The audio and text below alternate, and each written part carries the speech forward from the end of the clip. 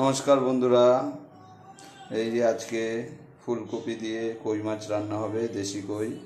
এই যে দেখছো, আগে কই মাছগুলোকে ভালো করে আশপাশ ছাড়িয়ে গরম জল দিয়ে ভালো করে ধুয়ে নিয়েছি যাতে আষ্টে গন্ধটা না আসে। তারপরে এই যে আলু কেটে রেখেছি, তার মধ্যে বড়ি দেবো। আর এটা হচ্ছে মশলা করা আদা লঙ্কা জিরে। আর এই হচ্ছে ফুলকপিটা জল গেলে নিয়েছি, এবার ভাজবো। তাহলে থাকো তোমরা আমার সাথে, পুরো রেসিপিটা দেখতে থাকো। এই যে প্রথমে নুন হলুদ দিয়ে মাছটাকে ভালো করে মেখে নেব।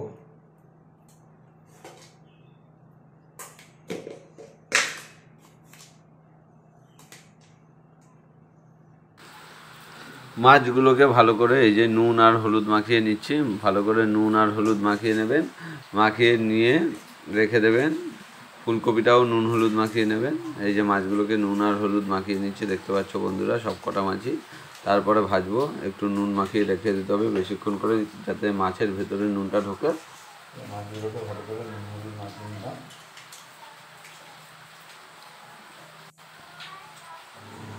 এবার কড়াইয়ে তেল দিয়েছি। এবার তেলটা গরম হলে এক এক করে ফুলকপিগুলো ভেজে নেব, তারপরে এক এক করে মাছগুলো সব ভেজে নেব।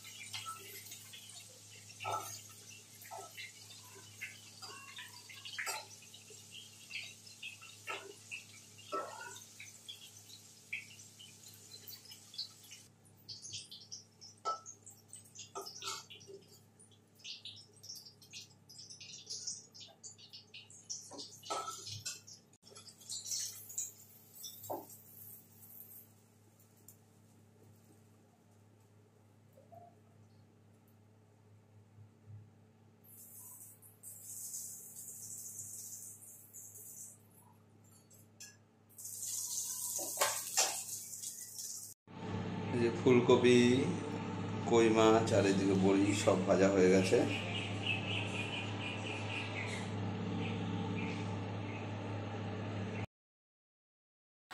এইবার অল্প একটু তেলে আলুগুলো দিয়ে দিলাম। আলুগুলো হালকা ভাজা ভাজা হলে এর মধ্যে মশলা আদা লঙ্কা জিরে যে পেস্ট করা ছিল ওই মশলাগুলো দিয়ে দেবো।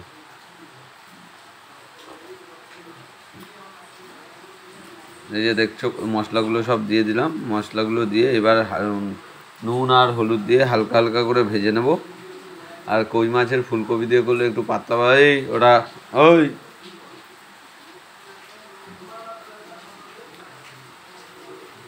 এই যে হালকা পাতলা পাতলা ঝোল করতে লাগবে, খেতে ভালো লাগবে। এই যে আলুগুলো দেখছেন বন্ধুরা ভাজা ভাজা হয়ে গেছে মশলা দিয়ে। এবার একটু হলুদ দিয়ে দিলাম, পরিমাণ মতো হলুদ দিয়ে দিলাম।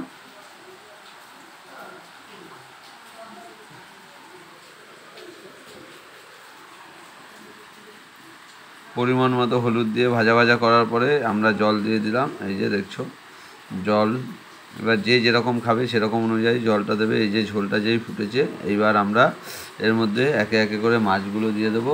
সব মাছগুলো দিয়ে দেওয়ার পরে ফুলকপি আর বড়িগুলো দিয়ে দেবো। আর এদিকে প্রচণ্ড বৃষ্টি হচ্ছে, মুষলধারে বৃষ্টি হয়েই যাচ্ছে সকাল দিয়ে।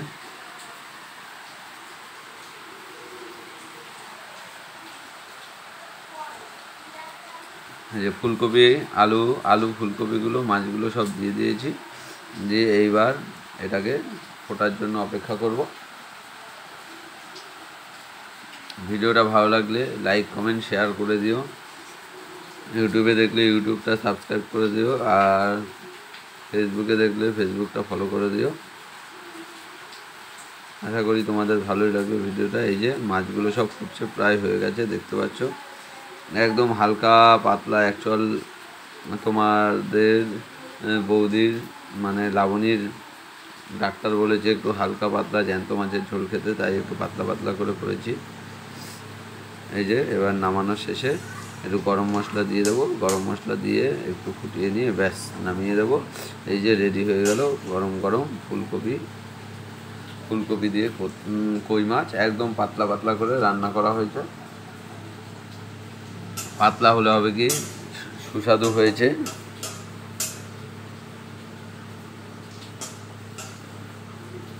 আরও একটা ভিডিও নিয়ে। টাটা বাই বাই বন্ধুরা, আরও একটা ভিডিও নিয়ে আসছি।